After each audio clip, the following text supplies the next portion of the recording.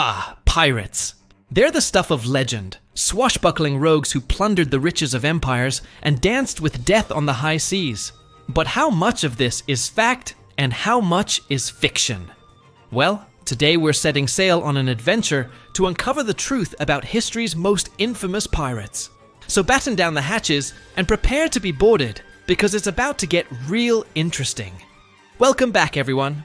Today, we'll be exploring the fascinating world of the 17th and 18th century pirates, but not through the lens of fictional portrayals. No, instead, we will delve into the real-life accounts and historical records to bring you the untold stories of the buccaneers who roamed the Caribbean.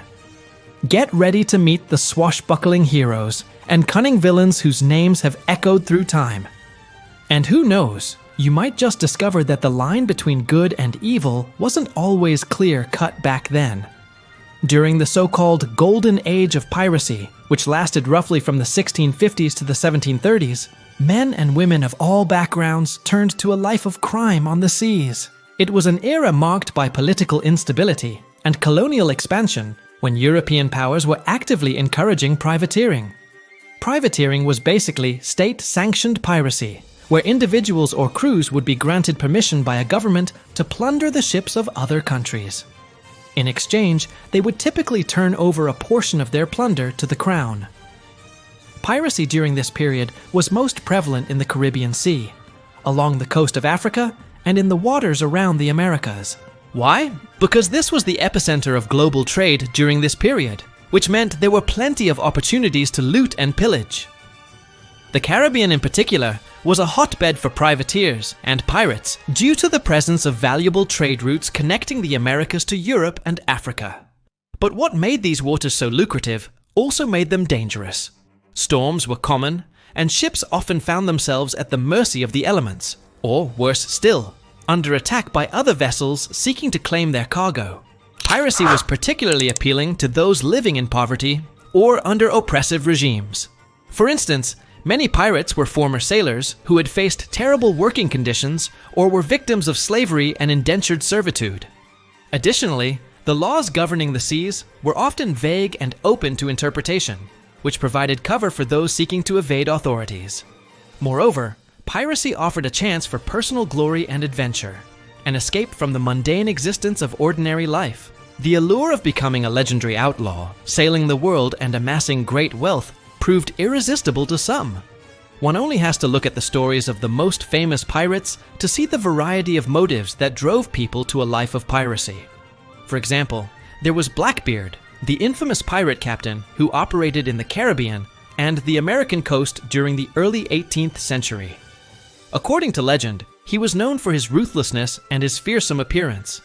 He was said to have a black patch over one eye and a scar running down his face, which earned him the name Blackbeard. On the other hand, Captain Henry Every was a privateer who became a pirate in the late 17th century. He was a master strategist and skilled navigator who targeted heavily laden merchant ships. He became infamous for his daring raid on the Gange, Arca, a massive treasure galleon carrying gold, silver, and precious stones from India to England. Then we have the tales of Bonny and Mary Read, two female pirates who operated in the Caribbean during the early 18th century. They were known for their bravery and fighting skills, as well as their defiance of societal norms and expectations for women at the time. Bonny was said to have been born in Ireland and began her life as a farmer's daughter. She became a pirate after she fell in love with a fellow pirate and married him. Together, they sailed the Caribbean and plundered ships.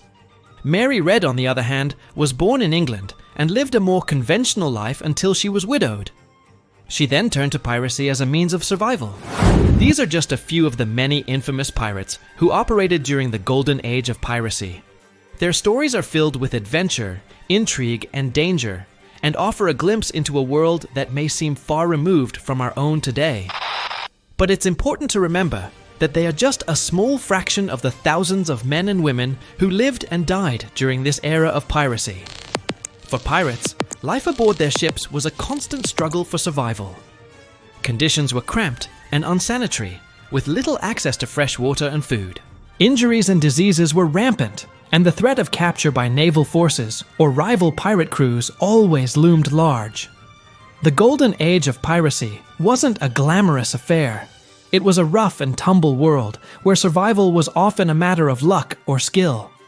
Pirate ships were notoriously overcrowded, with crews living in close quarters and sharing cramped sleeping areas. The lack of sanitation and fresh water made the ships breeding grounds for disease and injury. Fights broke out frequently, and the risk of being killed or wounded in battle was ever present. Crews were often forced to resort to eating spoiled or rotten food, leading to illness and malnutrition. And when disease struck, it could decimate entire crews. Smallpox, tuberculosis, and yellow fever were common, and there was no effective treatment available. Medical care on board pirate ships was rudimentary at best. Injuries were treated with basic first aid, and surgeries were performed without anesthesia. Amputation was a common punishment for those who had committed serious crimes on board. Pirates' code, loot and plunder inequality. In the world of pirates, there existed something called the Pirate Code, a set of rules that governed life aboard pirate ships and among their crews. This code was essentially a social contract that outlined the rights and responsibilities of each member of the crew and helped maintain order and discipline on board. One of the key features of the Pirate Code was its emphasis on democracy.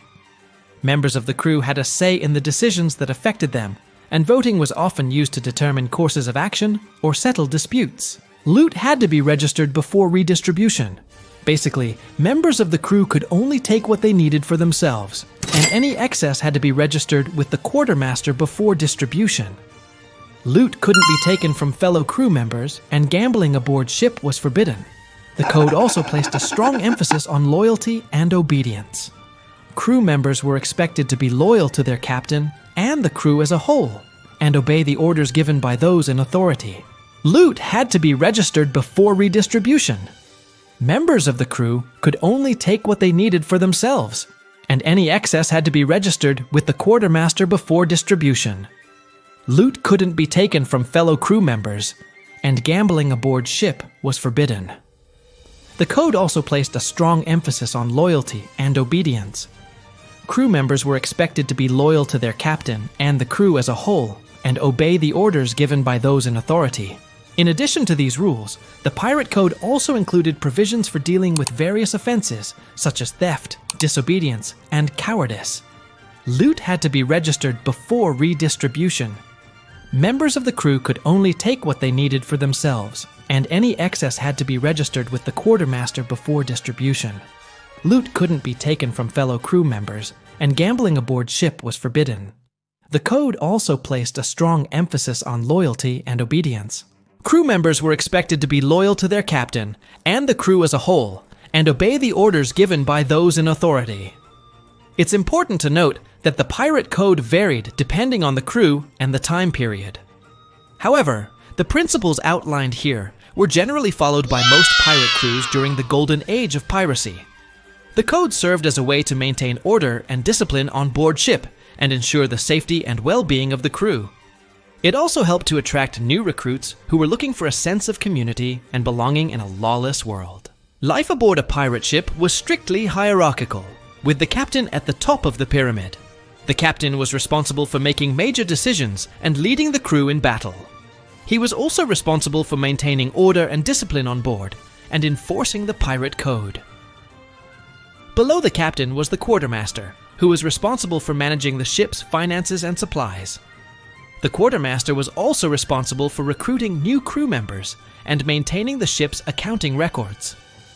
Other roles on board a pirate ship included the boatswain, who was responsible for the ship's rigging and sails, the gunner, who was in charge of the ship's cannons, and the cook, who was responsible for preparing meals for the crew. Crew members were typically divided into two groups, those who were involved in navigation and fighting, and those who were involved in maintaining the ship and caring for the wounded. New recruits were often put to work as cabin boys or as crew members assisting in the daily upkeep of the ship. As we wrap up our exploration of the Golden Age of Piracy, it's essential to recognize the lasting impact these legendary pirates had on the world.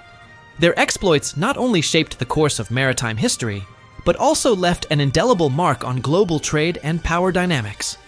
Throughout the 17th and 18th centuries, piracy posed a significant threat to the shipping industries of major powers like Spain, Portugal, and the Dutch Empire. These marauding pirates targeted valuable trade routes, disrupting the flow of goods and contributing to economic instability. By preying on merchant ships laden with spices, silks, and precious metals, pirates forced nations to invest in stronger naval defenses and insurance schemes, inadvertently shaping the development of maritime insurance and naval technology. However, the legacy of these notorious buccaneers extends far beyond their impact on trade and commerce. The romanticized image of the swashbuckling pirate has captured the human imagination for centuries. Tales of daring adventures on the high seas, buried treasures and battles with fierce pirates have been immortalized in literature, film, and folklore. Figures like Blackbeard and Captain Kidd have become synonymous with adventure and rebellion against authority. Their exploits continue to inspire countless stories and captivate audiences worldwide. So while the Golden Age of Piracy may have officially come to an end centuries ago, its impact on our world is undeniable. From shaping commercial shipping to leaving a lasting mark on popular culture, the legacy of these infamous pirates continues to echo through time. And hey, if you want to support us and potentially unlock some exclusive content, consider checking out our support page. Your support means the world to us. And who knows, you might get some cool perks in return. Thanks for watching.